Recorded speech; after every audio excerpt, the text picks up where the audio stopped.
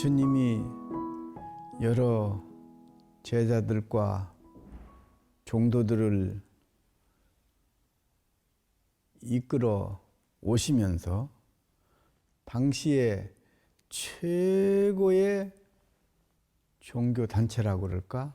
최고의 사상, 깨우침, 진리의 정점에 서 있는 부처님께서 교단을 이끌어 오시다가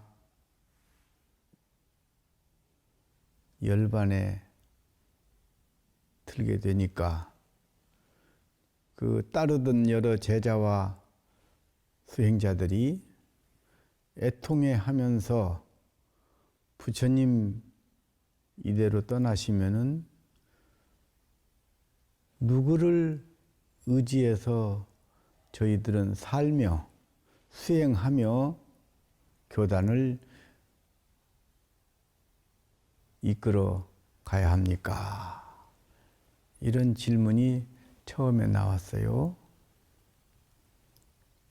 그럴 때 부처님께서는 열반 직전에 하신 말씀이요. 계율을 중심으로 종단의 질서를 세워라. 계율은 승가의 행동이요. 계율은 승단의 올바른 질서다. 계율을 스승으로 삼고 계율을 중심으로 해서 모든 승단은 화합하고 단결해서 열애가 이루신 궁극적인 깨우침의 세계, 성불의 세계를 향해서 정진매진해라. 이것이 부처님께서 마지막 열반에 남기신 말씀 중에 하나입니다. 아시다시피 계율이라고 하는 것은 기본적으로는 기본 5개가 있고 10개가 있고, 우선 5개부터 말씀을 드리면은 살생을 하지 말아라, 도둑질을 하지 말아라, 음행을 하지 말아라, 거짓말을 하지 말아라, 음주를 하지 말아라, 술을 먹지 말아라. 이 기본적인 5개만 지켜도 인간의 기본이 바로 설 수 있고, 교단이 바로 설 수 있고, 승가의 수행 분위기가 조성되는 것이다. 그러니 계율을 의지해서 살아가야 한다. 불살생, 생명을 존중하는 풍토는 불교가 가장 중요하게 생각하는 가르침입니다. 모든 생명을 내 생명과 똑같이 생각을 하고 보살펴주고 존중하고 더불어 사는 생명으로 만들어 가자. 이것이 생명 존중의 사상이요. 두 번째, 도둑질을 하지 말라고 하는 것은 남의 재산을 탐내서 뺏는다든지 부당한 방법으로 착취한다든지 이런 것들을 비롯해서 국가를 경영하는 경영자가 나라 경제를 파탄시킨다든지 또 경제활동을 하는 사업가들이 부당한 방법으로 부를 축적한다든지 이런 것들이 전부 다 도둑질에 해당되는 것입니다. 그래서 불투도는 남의 주지 않는 물건, 남의 부당한 방법으로 남의 재산을 뺏는 것을 비롯해서 나라 살림을 잘못해서 경영 파탄을 일으키는 그런 것까지 모두가 다 투도에, 도둑질에 해당되는 행위다. 도둑질에 해당되는 행위다. 그러니 정당한 방법으로, 올바른 방법으로 내가 성실히 노력해서 취득하는 재산만이 자기 재산으로 알고 그 외의 방법으로 취득한 것은 이것은 도둑질과 마찬가지고 자기 재산이 아니다. 그러니 도둑질 하지 말아라. 세 번째, 음행을 하지 말아라. 출가 승은 물론이거니와, 출가 승 알지요? 스님들은 물론 독신으로 살아야 되는 것은 기본이고, 제가자도 자처지족이라 자기 배우자 하나로서 만족할 줄 알아야 된다. 이것이 성질서입니다. 요즘 성질서가 문란해서 사회가 매우 혼란스럽습니다. 성질서는 인간의 기본 윤리 도덕입니다. 이게 성질서가 깨져서 성생활을 남용하다 보면은 탐욕이 생기고 적개심이 생기고 분노가 생겨서 정상적인 안정된 생활을 영위할 수가 없는 것입니다. 자처지족이라 한 배우자 한 분으로서 만족할 줄 아는 그런 사람이 돼야 된다. 네 번째, 거짓말을 하지 말아라. 거짓말은 불신을 초래하는 일이거든요. 사람이 불신으로 인간관계를 영위하고 있을 때 얼마나 불협화음이 많이 납니까? 그러니 우리는 항상 거짓말을 하지 않고 정직한 말로, 바른 말, 정의로운 말로 우리가 일상생활을 꾸며나가야 된다 이 말입니다. 요즘 거짓말하는 것이 너무 일상화되어 있고 안타까운 일이지. 그리고 목에 칼이 들어와도 정직한 말 하라는 속담이 있습니다. 거짓말이 인생을 황폐시키는 것을 우리는 수없이 봐왔습니다. 세계 전쟁사도 그렇고 우리 인간사가 다 그렇습니다.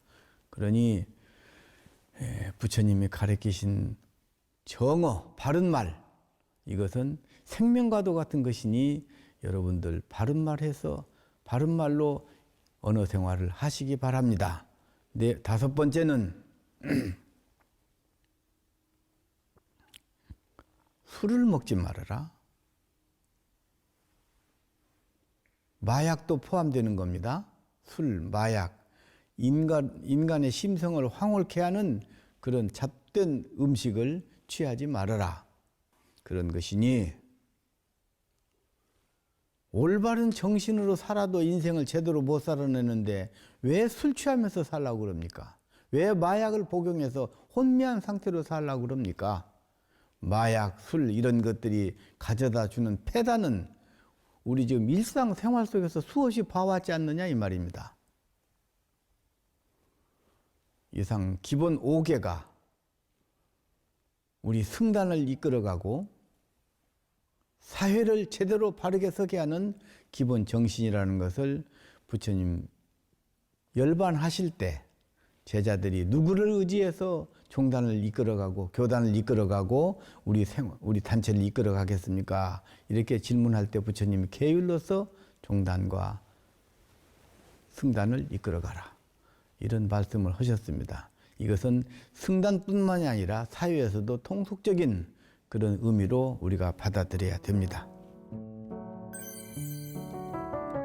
계율을 중심으로 해서 살아야 된다고 아까 말씀했죠. 그런데 진리는 어떻게 어느 진리를 의지하고 살아야 됩니까? 이렇게 말씀하실 때, 이렇게 질문이 왔을 때 부처님은 자등명, 법등명이라는 말씀을 하셨거든요. 자기 내면에 엄청난 진리의 빛이, 광명의 빛이 있다 이 말입니다. 이것을 개발을 해서 깨우쳐 가지고 이 빛으로 중생을 제도해라. 그리고 부처님께서 40년 넘게 말씀하신 그 진리, 부처님 말씀, 이것을 법이라고 그러는 거요. 여기에도 크나큰 광명이 있으니 진리의 광명을 등불로 삼아서 정진해라. 다시 정리해서 말씀드릴까? 자기 내면은 무한한 가능성 깨우침의 세계, 진리의 불성이 내 안에 내재해 있다 이 말입니다. 이것을 이런 광명을 개발을 해서 깨우침을 통해서 개발하라 이 말입니다. 깨우침을 통해서 개발을 해가지고 이 빛으로 중생을 교화하고 내가 이제까지 설한 내 말을 진리의 등불로 삼아서 정진해라. 다시 내가 쉽게 설명을 할까요? 자기 자신이 정리가 안 된 상태에서, 자기 자신이 어두운 상태에서, 자기 자신이 아무런 빛도 보지 못한 무명 상태에서 중생을 제도한다는 것은 어불성설이거든. 그러니 자기 자신의 빛부터 개발을 해라. 자신을 맑고 향기롭고 빛나는 인생으로 만들어가지고 남을 교화하려고 하는 그런 자세로 임하라. 그 가르침은, 그 거울은 부처님이 40년 동안 말씀하신 진리 안에 다 들어있다. 존재하는 모든 것은 이것과 저것이 상호 의존, 협력, 상관관계 속에서 존재하는 것이다. 이것을 인연법이라 하고 연계법이라고 그런다. 이것도 배워야 되고, 인과응보라 모든 것은 자기가 짓고 자기가 결과를 받는 것이다. 선인선과라 선한 행동을 하면 선한 과보가 있고 악한 행동을 하면 악한 과보가 있는 것이다. 지옥과 천당도 자기 마음 안에 있는 것이다.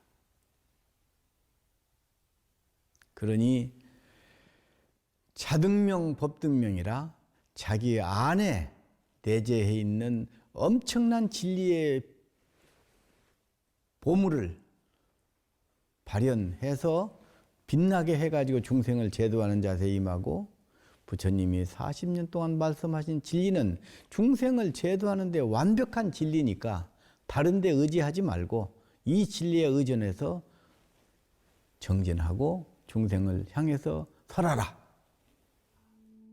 쉬워요. 이것은 너도 부처고 나도 부처야. 네가 부처로 살지 않기 때문에 멍텅이처럼 사는 거야. 중생으로 사는 거야. 부처님 가르침대로, 부처님 행동대로 살면 부처가 되는 거예요. 그러니 수많은 부처가 탄생할 수밖에 없어요. 지금 질문하는 그대도 제대로 살아봐요. 부처가 됩니다. 그런데 이 부처는 됐다 안 됐다 할 수도 있어. 착하게 살면 부처고, 또 하루 중에서도 또 나쁜 맘 먹고 살면 또 그 다음 중생이요. 그러니까 하루에도 부처가 됐다 중생이 됐다 여러 번 변동이 있어. 그러나 부처로 사는 기간이 길어지면은 그것은 부처님의 삶으로 이어지는 거예요. 그러니 수많은 부처가 나올 수밖에 없는 것이다. 너도 부처요, 나도 부처요. 참 신경 쓸 일이 많아. 근데 인구 감소 추세는 세계적인 추세 아니요. 이 지금 우리나라가 인구 소멸 국가로서 제1번 달리고 있다대. 인구가 없으면 나라는 소멸되는 거예요. 그러나 버틸 수 있는 데까지 버텨야지. 분명히 인구는 감소되고 있습니다. 인구 생산을 꺼리는 것은 삿된 욕망 때문에 그렇습니다. 제대로 된 생각을 가진 인간이라면은 내가 탄생하는 이 인간이 부처님 만드는 작업이다. 이 생각으로 살면은 인구 감소가 있을 수가 없는 거예요. 그런데 전부 탐욕과 욕망과 색욕의 그런 찌꺼기로서 인생을 탄생시키려고 그러니까 이게 인간이 줄어들 수밖에 없고, 그런 찌꺼기 인생을 살도록 만들어내려니까 지가 힘이 무겁거든. 짐이 무겁고. 그러니까 회피하는 거예요. 이게 제대로 살도록 가르쳐야 됩니다. 특히 젊은 세대들 길을 잊어버렸습니다. 지금 젊은이들, 여러분도 젊은이들인데 왜 사는지 알 수가 없어요. 먹고 살고 즐기고 이것이 인생 전부가 다 아니거든. 인생은 분명히 목표가 있습니다.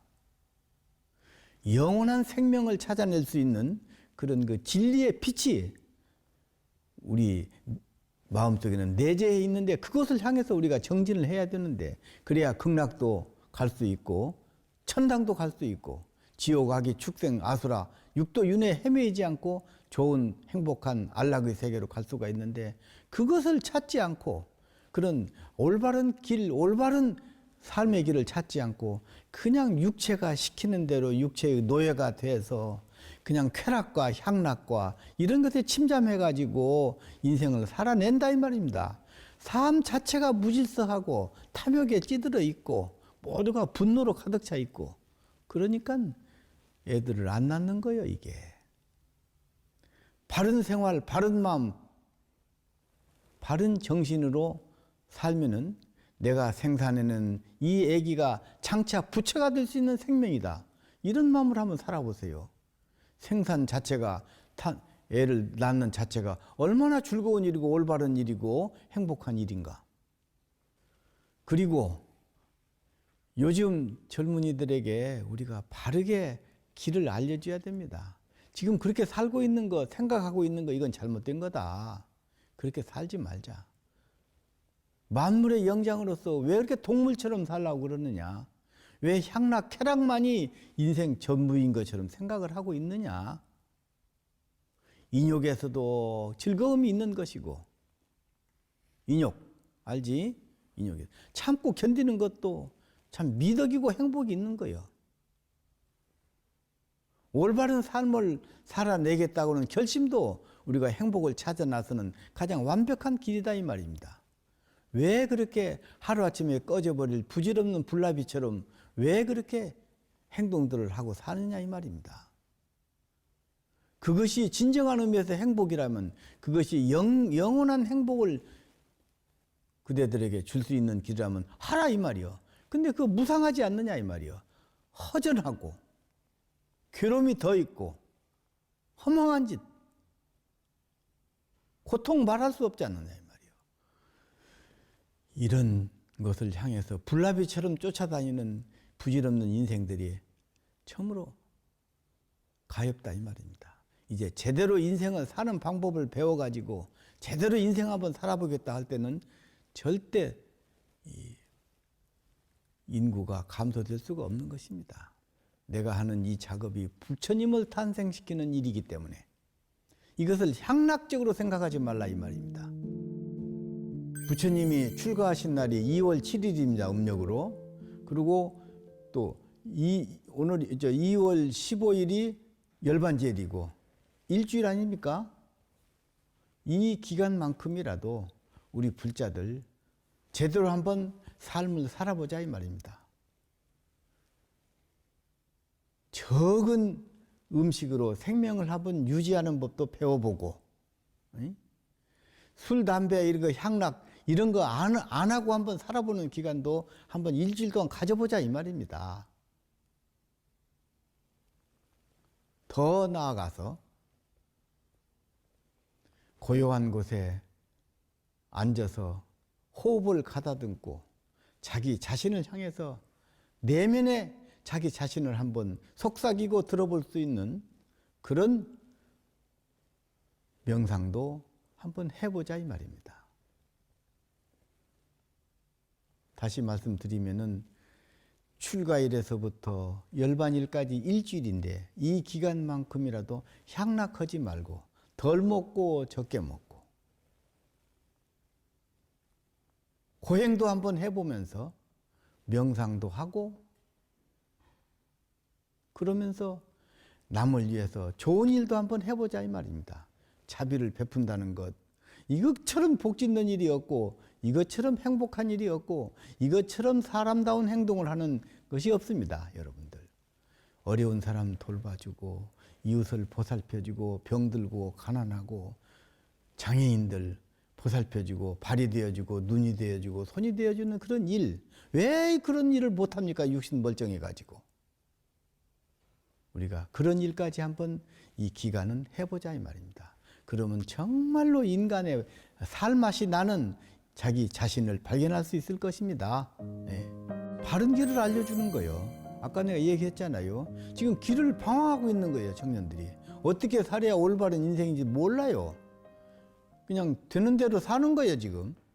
바른 길을 알려줘야 된다. 삶이란 의미가 무엇인지, 영원한 생명을 구가할 수 있는 그런 존재인데 왜 이렇게 하루살이처럼 사느냐 이 말입니다.